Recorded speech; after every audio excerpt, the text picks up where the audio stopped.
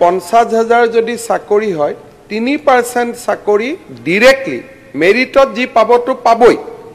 মেৰিটত পোৱাৰ উপৰিও OBC হিচাপে যি পাবই এইখিনিৰ উপৰিও 3% চাকৰি ডাইৰেক্টলি আমাৰ আদিবাসী আৰু চাহ জনজাতি সম্প্ৰদায়ৰ লোকৰ বাবে আমি সংৰক্ষণ কৰিছো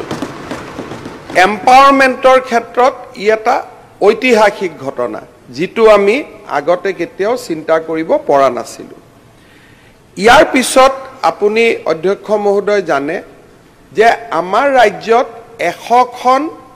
হাই স্কুল প্ৰথমবাৰৰ বাবে আমি চাহ বাগিচাত স্থাপন কৰিছো অসমীয়া মাধ্যমৰ স্কুল বহুতে স্কুল বন্ধ কৰা বুলি কৈ থাকে স্কুল খোলা খবৰবিলাক যি কাৰণেতে নহয় শিৰোনামাত নাহে 100খন স্কুল আজি আমি চাহ বাগিচাত খুলিছো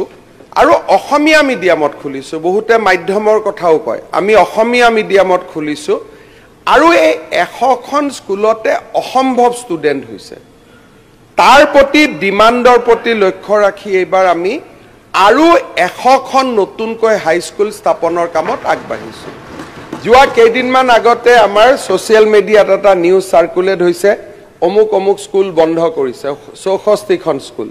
কিন্তু সেই সোশ্যাল মিডিয়া পোষ্টত লিখা নাই যে নতুনকৈ 200খন স্কুল খুলিছে চৰকাৰে আজি চাহ বাগিচা সম্প্ৰদায়ৰ কাৰণে 200খন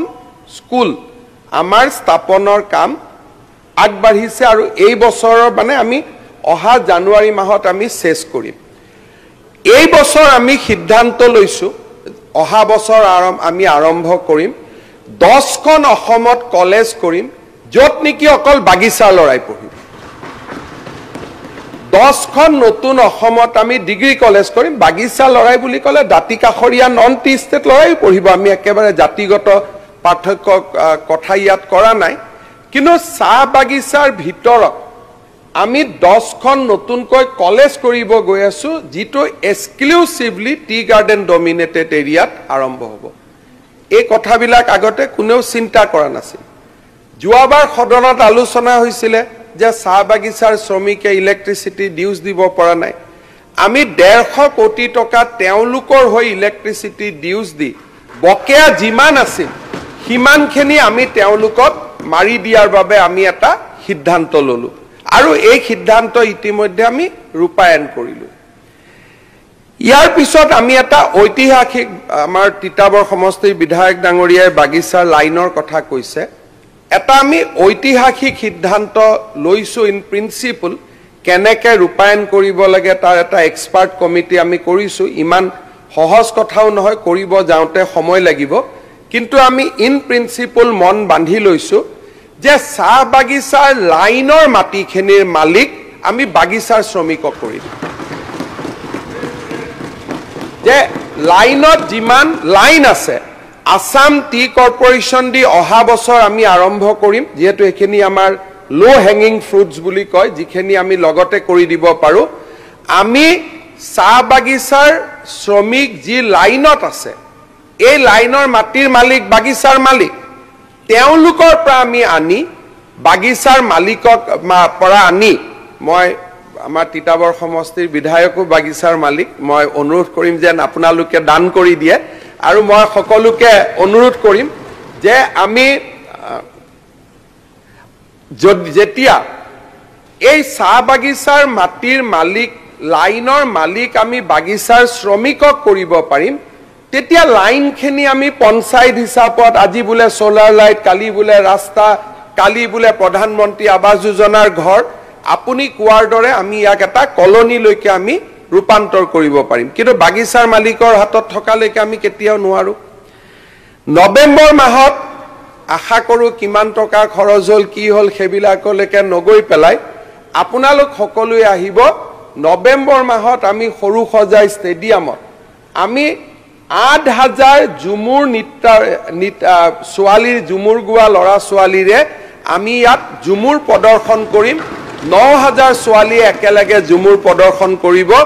আমি বিশ্ব মানচিত্ৰত জুমুৰ লৈ যাম তাৰ পিছত আমি কোকৰাঝাৰত আমি আমাৰ বাগৰুম্বা নৃত্যৰ ওপৰত আমি কাম কৰিব গৈ আছো চাহ বাগিচাক ইমান ফোকাস আগত কেতিয়াও দিয়া হোৱা নাছিল এই বছৰ আমি 900খন চাহ বাগিচাৰ লাইনৰ ৰাস্তা বনাবৰ কাৰণে 900 কোটি টকা অনুমোদন দিছো কেতিয়াবা আপোনালোকে গৈ কৈছে যে মই আনিছো লগত কব যে মুখ্যমন্ত্ৰীৰো অলপ চলপ কবাত বৰঙনি আছে বুলি আমাৰ যোৰহাটৰ সংসদসকলে গৈ কৈ দিয়ে তিতাবৰ বিধায়কে কৈ দিয়ে আমি আনিছো বুলি মই কৈছে আপোনালোকে আনিছে আপোনালোকৰ সমান প্ৰতিযোগিতা কৰাৰ মোৰ সাহস নাই মই অতি সৰু মানুহ কিন্তু লগত কৰবাত যেন ময়ো অলপ জোৰটো দিছো সেইটো অলপ কৈ দিব নহলে অসুবিধা হৈ যায় যি নহক ইয়াৰ পিছত আজি জল জীৱন মিছনৰ স্কিম প্ৰত্যেকখন চাহ বাগিচাত কৰা হৈছে এইবাৰ এটা খুব ডাঙৰ আমি কেন্দ্ৰীয় চৰকাৰৰ পৰা সহায় পালো বাগিচাৰ স্কুল আৰু বাগিচাৰ হস্পিটালখিনিক ঠিক কৰিবৰ কাৰণে মোদী ডাঙৰীয়াই 1000 কোটি টকা অসম আৰু পশ্চিম বংগৰ কাৰণে দিছে তাৰে 750 কোটি টকা বা 7 মই একজেক্ট মনত নাই 700 কোটি টকা স্পেচিয়েল টু অসম 300 কোটি টকা পশ্চিম বংগৰ কাৰণে 700 কোটি টকা অসমৰ কাৰণে ইয়াৰ ফলত বাগিচাৰ হস্পিটাল বাগিচাৰ এম্বুলেন্স বাগিচাৰ স্কুল এইখিনিত আমি এটা নতুনকৈ অলপ 1000 বা 700 কোটি টকা হাতত পালে আমি কৰা কামবিলাক আৰু সাহসেৰে কৰিব পাৰো এই এটা নতুন কাম আমি এই বছৰ কৰিব পাৰিম ৰূপেশ গোৱালা ডাঙৰীয়াই কৈছে যে দয়াল দাস পানিকা আঁচনি এই দয়াল দাস পানিকা আঁচনিত 26000 এপ্লিকেশন পেন্ডিং হৈ আছে কিন্তু সঞ্জয় কিষাণ ডাঙৰীয়াৰ বাজেটত 6000ক দিব পৰা আছে মই প্ৰতিশ্ৰুতি দিছো যে অহা বছৰ এপ্ৰিল মাহত 26000ক একেলগে আমি দি দিম যিমান এপ্লিকেশন পেন্ডিং আছে কোনো বিচাৰ কৰাৰ প্ৰয়োজন নাই যিমান 26000 পেন্ডিং আছে যিখিনি কিবা কাৰণত ডিসকোয়ালিফাই হল যে সৰকাৰি চাকৰি পালে কান 3% চাকৰিত কিছু লৰাই চাকৰি বাকৰিও পাই যাব যিখিনি কোৱালিফাই হৈ থাকে এই 26000ক আমি একেলগে দয়াল দাস পানিকা দি দিম অহা বছৰ আমি আৰু এটা সিদ্ধান্ত লৈছো যে 8 লাখ বাগিচাৰ 8 লাখ বাগিচাত শ্ৰমিক আছে এই 8 লাখ বাগিচাৰ শ্ৰমিকক প্ৰত্যেকজন শ্ৰমিকক আমি এটা নগদ ধনু দিম যাতে তেওঁলোকে লৰা ছোৱালীৰ শিক্ষাৰ কাৰণে বিনিয়োগ কৰিব পাৰে কি কৰিম কি নকৰিম এটো অহা বছৰ বাজেটত আহিব কিন্তু তাৰ আমি ইতিমধ্যে পৰিকল্পনা কৰিছো যে 8 লাখ বাগিচাৰ শ্ৰমিকক আমি একেলগে দিম আৰু নেক্সট 3 বছৰ দি থাকিম যাতে যেতিয়ালৈকে লাইন এটা দৰিদ্ৰতাৰ কবলৰ পৰা তেওঁলোক মুক্ত হৈ ওলাই আহিব নোৱাৰে গতিকে আমাৰ হাতত বহুত বিলাক আমি স্কিম হাতত ৰাখিছো আৰু এই স্কিম বিলাক হৈ থাকিব খালি কৰবাত যেতিয়া মই আনিছো বুলি কবগৈ তেতিয়া কৰবাত যে মুখ্যমন্ত্ৰীৰ অলপ চলপ ইয়াত সব হৈ গল মোটামুটি এতিয়া হাজিৰাটো বঢ়াই দিলে হৈ গল হাজিৰাটো চাহ শ্ৰমিকৰ হাজিৰাটো বঢ়াই দিলে বাকি বিলাক সব হৈ গৈছে মোটামুটি হাজিৰাটো কেতিয়া বঢ়াই হাজিৰাটো কেতিয়া বঢ়াই 16 চনতে কৈছিল হাজিৰাটো বঢ়াম বুলি অকল এটো হাজিৰাটো বঢ়াই দিলে আৰু বাকি বিলাক হৈ যাব তেতিয়া আপুনি যেটো কৈছে এটোকে মই উত্তৰ দি আছো হাজিৰাটো ভাস্কৰ জ্যোতি ফুকনে কেতিয়া বঢ়াব খুদি লক তেওঁৰ বাগিচা নহয় তেওঁ আজি ঘোষণা কৰি দিয়ক চৰকাৰে ঘোষণা কৰিব নালাগে এটা চৰকাৰে মাননীয় কোৱেশ্চন আমাৰটো চাব লাগে অলপ বিৰোধী দলপতি গৰাকীয়ে নিজে জানে তেখেতৰ পিতৃ অসমৰ মুখ্যমন্ত্ৰী আছিল দীঘলীয়া ৰাজনৈতিক ইতিহাস বাগিচাৰ দৰমাহা যে এচিএমএছ আৰু বাগিচাৰ মালিক কৰ্তৃপক্ষই নিৰ্ধাৰণ কৰে হেতু আপোনাতকৈ ভালকৈ কোনেও নাজানে পৰৱৰ্তী সময়ত চৰকাৰে ঘোষণা কৰিছিল 351 টকা কৰিম বুলি বিজেপি চৰকাৰ আহিলে হেতুকে স্যাৰ এই প্ৰতিশ্ৰুতিবিলাক ৰূপায়ণ কৰে মুখ্যমন্ত্ৰী মহোদয় তেনেকে কয় যিখিনি প্ৰতিশ্ৰুতি দিছিল ৰূপায়ণ কৰিম সেইকাৰণে এটো কৰিলেই হ'ল স্যাৰ অন্য কথা নাহে যেতিয়া কোনোবা মানুহৰ নিজৰ বুৰঞ্জীখন একেবাৰে কাম নকৰা বুৰঞ্জী তেতিয়া আপুনি বেলেগক কৈ থকাৰ কথা নাই আপুনি কিমান টকা বঢ়ালে আপোনালোকে বুৰঞ্জী কথাটো স্যাৰ আহমৰ বুৰঞ্জী লিখিব আৰম্ভ কৰিছে গতিকে বুৰঞ্জী টানিব নালাগে ঘোষণাখিনি কথাই কৈছো স্যাৰ ঘোষণা কৰা নাই স্যাৰ আপোনালোকৰ ঘোষণা আছে স্যাৰ বিজেপি দলৰ ভিজন ডকুমেন্টত লিখা আছে স্যাৰ মাননীয় অধ্যক্ষ মহোদয় এটাই কথা মই কম যে যি মানুহে যেতিয়ালৈকে নিজৰ ইতিহাসটো ইমানে বেয়া যে বাগিচাৰ মাটিৰ অধিকাৰ দিব নোৱাৰিলে, জুমুৰটোকে এবাৰ বাহিৰলৈকে আনিব নোৱাৰিলে।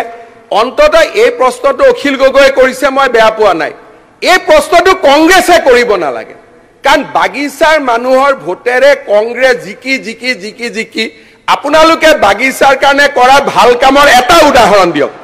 এটা মাত্ৰ উদাহৰণ দিয়ক। গোটেই আইনখিনি ছাৰ ব্ৰিটিছৰ পৰাধীনতাৰ পিছত ২৭খন আইন আনিছে, প্লেণ্টেশ্যন লেবাৰ এক্টকে আদি কৰি, আৰু বিজেপি চৰকাৰৰ ছাৰ সাংসদে PLA এখন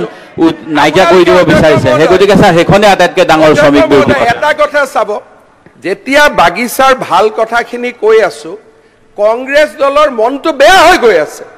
যে আপোনালোকে কুৱেশ্যন আৱাৰ নষ্ট হৈছে। সেইটো নহয় ছাৰ, বেলেগ সময় লওক ছাৰ, আপুনি বেলেগ ডিভাইচত সময় দিয়ক আমাৰ হাউচৰ লিডাৰক ছাৰ। মই থিয় হৈ আছো। প্ৰথম কথাটো হ'ল, আজি বাগিচাৰ শ্ৰমিকক অৰুণোদয় কোনে দিলে? তাৰমানে বাগিচাৰ দৰমহাতেতো আমি অৱদান দিলো। আজি যে ১২৫০ টকা যে এতিয়া আমি মাহত দিলো, সেইটোতো দৰমহাতে আমি দিলো। এতিয়া যে মই কিবা এটা দিম বুলি কৈছো, সেইটোৱে মোটামুটি দৰমহা আপুনি কোৱা সংখ্যাটোতে লৈ যাব। মোটামুটি মই অংক কৰি থৈ দিছো, আপুনি কোৱা এটা মোটামুটি এটা হিচাপত লৈ যাব। আমি যি ইয়াত আলোচনা কৰি আছো, মই শব্দটো মোটামুটি কৈছো, গতিকে এইটো মই মুখৰ পৰা নোহোৱা কৰি দিম। কিন্তু অখিল গগৈয়ে প্ৰশ্নটো কৰাত মই বেয়া পোৱা নাই, কিন্তু কংগ্ৰেছৰ গোটেই ইতিহাসটো চাহ বাগিচাৰ মানুহক এটা সময়তো কোৱাই আছিল যে আলি কুলিৰ ভোটেৰে কংগ্ৰেছে জিকে, যদিও আলিও কোৱাটো সন্মানৰ কথা, কুলি বুলি ক'ব নাপায়, তথাপিতো তেনেকৈ চলি আছিল। গতিকে মই ভাবো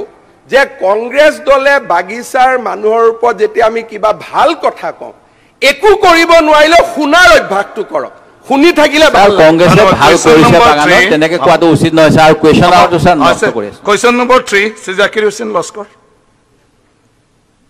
এবসেন্ট। তো কুৱেশ্যন নম্বৰ 4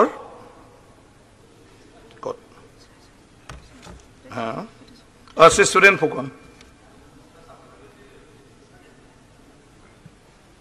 মাননীয় অধ্যক্ষ মহোদয়, মাননীয় সদস্য জাকিৰ হুছেইন লস্কৰৰ প্ৰশ্নৰ উত্তৰ সদনত ৰখা হৈছে। নাই সুৰেন ফুকনৰ এবসেন্ট। এবসেন্ট হলেতো ক'ব নালাগে নে? নালাগে। হয়, মাননীয় অধ্যক্ষ মহোদয়, সুৰেন ফুকন ডাঙৰীয়াৰ বিধায়ক মহোদয়ৰ উত্তৰ সদনৰ মজিয়াত ৰখা হৈছে। মাননীয় অধ্যক্ষ মহোদয়, মোৰ প্ৰশ্নটো আছিল অসম গাঁওৰক্ষী বাহিনী আধুনিকৰণৰ ওপৰত। আৰু ইতিমধ্যে গৃহ বিভাগৰ দায়িত্বত থকা মাননীয় মুখ্যমন্ত্ৰী ডাঙৰীয়াই উত্তৰটো দিছে। আধুনিকৰণৰ ওপৰত প্ৰস্তাৱ লোৱা হৈছে, সংশোধনী লোৱা হৈছে। গতিকে মই মাননীয় মুখ্যমন্ত্ৰী ডাঙৰীয়াক ধন্যবাদ জনাইছোঁ। আৰু এতিয়া কথা হ'ল, গৃহ বিভাগৰ দায়িত্বত থকা মাননীয় মুখ্যমন্ত্ৰীৰ বিভাগ আৰক্ষী প্ৰশাসনটো যথেষ্ট শক্তিশালী আমি জানো, কিন্তু সমগ্ৰ অসমতে আৰক্ষী প্ৰশাসনৰ লগতে গ্ৰাম্য অঞ্চলত বিশেষকৈ গাঁওৰক্ষী বাহিনীয়ে যথেষ্ট তেওঁলোকে আজি চুৰি ডকাইতি বিভিন্ন অপৰাধমূলক কামসমূহত আজি ৰোধ কৰাত আৰক্ষী প্ৰশাসনৰ যথেষ্ট সহযোগিতা আগবঢ়াই আহিছে। কিন্তু আমি জানিছোঁ ইতিমধ্যে ২০১৫ বৰ্ষৰ পৰা তেখেতসকলৰ যিসমূহ সামগ্ৰী দিয়া হৈছিলে, যেনেধৰণে জাঠি, লাঠি, ছাতি, এপ্ৰন, টৰ্চ লাইট, হুইচেল, এইসমূহ যোৱা ১৫ বৰ্ষৰ পৰা বন্ধ আছে। গতিকে মই মাননীয় মুখ্যমন্ত্ৰী ডাঙৰীয়াক আপোনাৰ যোগেদি জনাব বিচাৰিছোঁ, অতি শীঘ্ৰেই দিয়াৰ ব্যৱস্থা কৰিব লাগে। আৰু তেখেতে ইতিমধ্যে সংশোধিত নোহোৱা বুলি কৈছে। আৰু দ্বিতীয়তে আৰু এটা কথা মোৰ বিশেষভাৱে মুখ্যমন্ত্ৰী ডাঙৰীয়ালৈ এটা অনুৰোধ, যে ইতিমধ্যে আমি জানো ONGC, IOCL, অইল আৰু অসম গেছ কোম্পানীৰ এই তেল ক্ষেত্ৰসমূহত প্ৰায় ১৬৩১জন গাঁওৰক্ষী বাহিনীয়ে তেওঁলোকে তাত কৰ্তব্য পালন কৰি আহিছে দিনে নিশাই। কিন্তু তেওঁলোকে খুব কম পৰিমাণৰ এটা তেওঁলোকক পাৰিতোষিক দিয়া হৈছে, পাৰ ডে ১০০ টকাকৈ। গতিকে তেখেতসকলক অতি কমেও ৫০০ টকাকৈ দিয়াৰ ব্যৱস্থা কৰিব লাগে। আৰু এই প্ৰস্তাৱটি মই ভাবোঁ মাননীয় মুখ্যমন্ত্ৰীৰ দ্বাৰা যদি চাৰিওটা তেওঁলোকৰ বিভাগীয় কৰ্তৃপক্ষলৈ প্ৰেৰণ কৰে তেতিয়াহ'লে ভাল হয় বুলি ভাবোঁ মোৰ প্ৰশ্নটো এইটোৱে thank you Honorable Chief Minister. মাননীয় অধ্যক্ষ মহোদয় আমাৰ অসমত গাঁওৰক্ষী বাহিনীৰ সদস্য 6,40,375 গৰাকী আছে আৰু ইয়াৰ 5,62,725 গৰাকী পঞ্জীয়নকৃত 77,650 গৰাকী অপঞ্জীয়নকৃত প্ৰথম এটা কথা আমি বুজিব লাগিব বা আমি এটা গোটেই গাঁওৰক্ষী বাহিনীৰ স্কিমটো বুজিব লাগিব যে ইট ইজ এ ভলেণ্টিয়াৰী ৱৰ্ক যেতিয়া ইয়াক চাকৰি বা বেতনলৈকে আমি ট্ৰান্সফাৰ কৰোঁ তেতিয়া তাত ভলেণ্টিয়াৰী শব্দটো নোহোৱা হৈ যায় গতিকে প্ৰথম আমি সকলোৱে বুজিব লাগিব যে ই এটা ভলেণ্টিয়াৰী অৰ্গেনাইজেশ্যন নিজৰ গাঁওখনক যাতে গাঁৱৰ ল'ৰা ছোৱালীয়ে সুৰক্ষিত কৰে যুৱক চামে ই এটা এনাবলিং স্কিম হয় ইয়াক এটা চৰকাৰৰ যাতে এটা স্বীকৃতিপ্ৰাপ্ত স্বেচ্ছাসেৱী অনুষ্ঠান ইয়াৰ প্ৰথম কথাটো হ'ল এইটো ফেব্ৰুৱাৰী 2018 লৈকে গাঁওৰক্ষী বাহিনীক আমি 1500 টকাকৈ বেতন দিছিলোঁ বা এটা পাৰিতোষিক দিছিলোঁ এটা গাঁওৰক্ষী বাহিনীত 25 জন সদস্য থাকে 2018ত 1500 টকাটোক আমি 2,500 কৰিলোঁ 2,500 কৰাৰ ফলত আমি এতিয়া তেওঁলোকে প্ৰায় 100 টকাকৈ এটা পাৰিতোষিক লাভ কৰে কিন্তু এইটো অকল চাহ একাপ খাব বা একেলগে বহি গপসপ কৰিব এইটোৰ কাৰণে ইয়াৰ লগত দৰমহাৰ কোনো সম্পৰ্ক নাই মই এইটো কথা স্বীকাৰ কৰোঁ যে যোৱা কেইটামান বছৰ গাঁওৰক্ষী বাহিনীক আমি যিখিনি যাৱতীয় বস্তু দিওঁ কম্বল টৰ্চ লাইট এইখিনি দিয়াত কিছু আমাৰ জটি পৰিছিলে আজি যি বিত্তমন্ত্ৰী ডাঙৰীয়ানীয়ে সাপ্লিমেণ্টাৰী ডিমাণ্ড দিব তাতে এই বস্তুখিনি কিনিবৰ বাবে আমি আজি কিছু টকা ধাৰ্য কৰিছোঁ আৰু মই ভাবোঁ যে এই বছৰত আমি তেওঁলোকক যথেষ্টখিনি সুবিধা আমি দিব পাৰিম আৰু ভৱিষ্যতে গাঁওৰক্ষী বাহিনীক আৰু কি আমি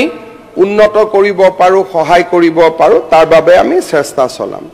ONGC আৰু অইলৰ ক্ষেত্ৰত আপোনালোকে যিটো মাননীয় সদস্য সুৰেন ফুকন ডাঙৰীয়াই যিটো প্ৰস্তাৱ দিছে সেইটো আমি অইল কৰ্তৃপক্ষলৈকে প্ৰেৰণ কৰিম যাতে তেওঁলোকে কিবা যদি অতিৰিক্তকৈ দিয়ে তাত আমি বেয়া পাবলগীয়া একো নাই আমি আৰু এটা ইয়াত নতুন এংগল এটা আনিব খুজিছোঁ আপোনালোকে জানে যে অসমৰ মাথাউৰিবিলাকত চৰকাৰী বিষয়া থাকিব লাগে কিন্তু এজন বিষয়াই 10টা মথাউৰি চাব লাগে গতিকে নামত হ'লেও নামত আছে কিন্তু কামত বিষয়াসকল যাব নোৱাৰে এইবাৰ আমি গাঁওৰক্ষী বাহিনীয়ে হওক বা ৱাটাৰ ৰিসোৰ্স ডিপাৰ্টমেণ্টে গাঁওৰক্ষী বাহিনীৰ সদস্যসকলকে নতুন নামাকৰণ কৰি হওক তেওঁলোকক আমি এটা অতিৰিক্ত দায়িত্ব দিব খুজিছোঁ যে গাঁৱৰ মথাউৰিখিনি চোৱা চিতা কৰা যে তেওঁলোকে মথাউৰিটো বানপানী 3 মাহ আগতে চাব জংগল ক্লিয়াৰেন্স কৰিব কবা টুটা ফুটা আছেতো চৰকাৰক খবৰ দিব বয়লিং হৈছে চৰকাৰক খবৰ দিব এইটোৰ ফলত মথাউৰিখিনি শক্তিশালীকৰণৰ ক্ষেত্ৰত আমি ভিডিপি লৰাখিনিকে আন এটা নাম দি আমি এটা নতুন সংস্থা কৰিম আৰু বছৰি তেওঁলোকক আমি 50,000 হওক 75,000 হওক এটা আমি টকাও দিম যাতে জংগলখিনি তেওঁলোকে ক্লিয়াৰেন্স কৰিব পাৰে আৰু ঠিকাদাৰৰ নামত এই পইচাটো যোৱাৰ পৰিৱৰ্তে গাঁৱৰ লৰাখিনিয়ে যাতে সেই টকাটো পাব পাৰে কাৰণ আপোনালোকে জানে যে মথাউৰি মেইনটেনেন্সৰ নামত প্ৰত্যেক বছৰ এটা পইচা যায় জংগল ক্লিয়াৰেন্স কৰিব লাগে কিবা কৰিব লাগে কোনোবা ঠিকাদাৰে কৰে কোনোবা ঠিকাদাৰে নকৰে এতিয়া এটা মথাউৰি যেনেকৈ কালি আমি হাতীমুৰা মথাউৰি গলো হাতীমুৰা মথাউৰিটোত হাতীমুৰা ভিডিপিয়ে কাম কৰিব জংগল ক্লিয়াৰেন্সো তেওঁলোকে কৰিব কিবা ৰিপৰ্ট কৰিব লাগে ডিপাৰ্টমেণ্টত কৰিব আৰু হাতীমুৰা মথাউৰিৰ মেইনটেনেন্সৰ কামত চৰকাৰে 2-3 লাখ ৭৫,০০০ বছৰি যিটো খৰচ কৰে সেইটো আমি সেই ভিডিপিটোকে দি দিম বা সেই সংগঠনটোকে দি দিম তেতিয়া মথাউৰি ৰক্ষাটো আইন শৃংখলাৰো এটা কাম তেওঁলোকে কৰিব পাৰিব এই ধৰণে ভিডিপি বা গাঁওৰক্ষী বাহিনীক ৱাটাৰ ৰিসোৰ্স এতিয়ালৈকে পুলিচৰ কাম কৰি আছিল পুলিচৰ লগতে ৱাটাৰ ৰিসোৰ্স ডিপাৰ্টমেণ্টৰ লগত জড়িত কৰাৰো আমি এটা আঁচনি লৈছো তেনেকে মই সকলো মন্ত্ৰীকে কৈছো যে জি মাইনৰ ৱৰ্কছৰ কাম ইমান দিনে আমি ঠিকাদাৰ কন্ট্ৰাক্টৰক দি আছিলো সেই কামবিলাক ভিডিপিয়ে চালে বেছি শক্তিশালী হ'ব লাহে লাহে ডিপাৰ্টমেণ্টে ভিডিপি বিলাকক এই কামত সংযোজিত কৰক তেতিয়া আমাৰ যিটো ভিডিপিৰ যিটো আন্দোলন সেইটো আৰু শক্তিশালী হ'ব থানা কমিটিৰ যিখিনি আমি এবাৰ নতুন থানা কমিটি পাতিছো 3 তাৰিখে মই গুৱাহাটীত তেওঁলোকৰ মিটিংও পাতিছো থানা কমিটিৰ ওসি আৰু চেয়াৰমেনক এবাৰ আমি ভিডিপি খিনিও চাবৰ কাৰণে দায়িত্ব দিছো যাতে আপোনালোকে ভিডিপিৰ সুখ দুখখিনিও চাব পাৰে আৰু ভিডিপি সকলক তেওঁলোকৰ বেমাৰ আজাৰ হলে কিবা সহায় কৰাৰো আমি নতুন কিবা কিবি কথা চিন্তা কৰি আছো মই ভাবো যে অহা বছৰৰ বাজেটত ভিডিপিক লৈ আমি কেইবাটাও নতুন কথা ক'ব পাৰিম চিন্তা চৰ্চা চৰকাৰৰ মাজত চলি আছে ধন্যবাদ question number 5 শ্ৰীদিগন্ত Kalita question number 5 মাননীয় অধ্যক্ষ মহোদয় অনাৰেবল চিফ মিনিষ্টাৰ মাননীয় অধ্যক্ষ মহোদয় আমাৰ মাননীয় সদস্য দিগন্ত কলিতা